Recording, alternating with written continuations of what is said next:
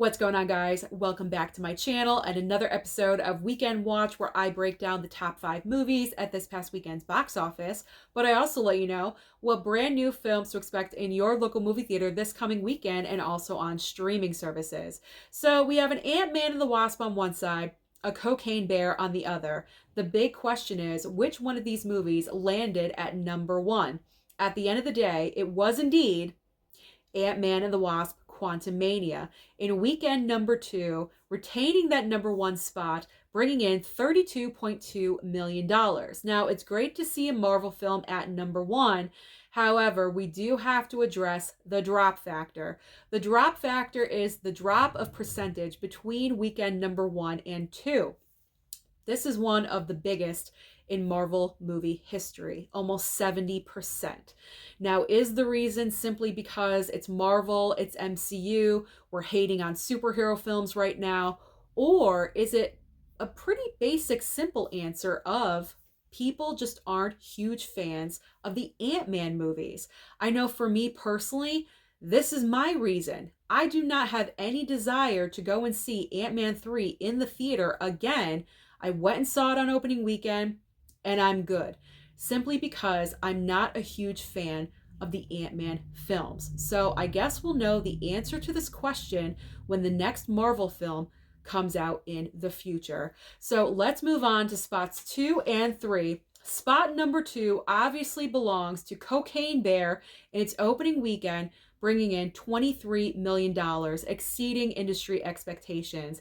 They had predicted about a $17 or $18 million opening weekend, and it went higher than that. So congratulations, especially to Elizabeth Banks, because as a director, she really needed this one to be a win, and it looks like it is. So definitely awesome. Congratulations to her.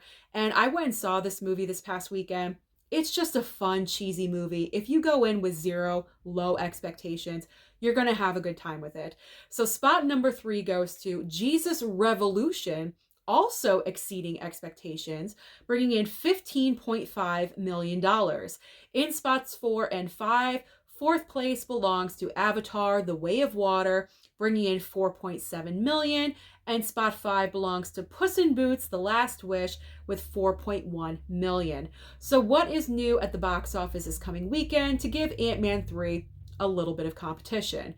We have one huge new entry, and then another entry a little bit smaller, but I guess highly anticipated. So we have Creed 3 and also Operation Fortune, a new Guy Ritchie movie starring Jason Statham. Now, I love my man Jason Statham, but I think the movie I'm going to choose to see this coming weekend is Creed 3. This one also has Jonathan Majors in it. As we know, he is Kang, and now he's in Creed 3. So he is having a great box office run right now, which is fantastic.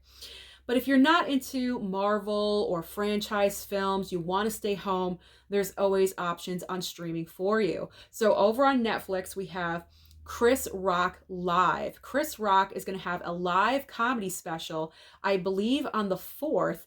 And I definitely want to tune into this one because I think it's pretty obvious he's going to talk about the slap situation. And I want to know his thoughts about that. And also Sex Life Season 2. HBO Max is debuting House Party. So if you decided to bypass watching that in theaters, then you can watch that at home on streaming. Hulu is debuting Triangle of Sadness, so I think I'm going to tune in for this one. Disney Plus is going to have Season 3 debut of The Mandalorian. Amazon Prime is going to have Daisy Jones and the Six. And finally ending with Paramount Plus is debuting True Lies. Not the movie. Apparently, CBS has True Lies, the television show. So season 1 of True Lies, I guess episode 1, will be debuting. So that is everything happening at the box office and also on streaming. So comment down below and let me know, why do you think Ant-Man had such a big drop?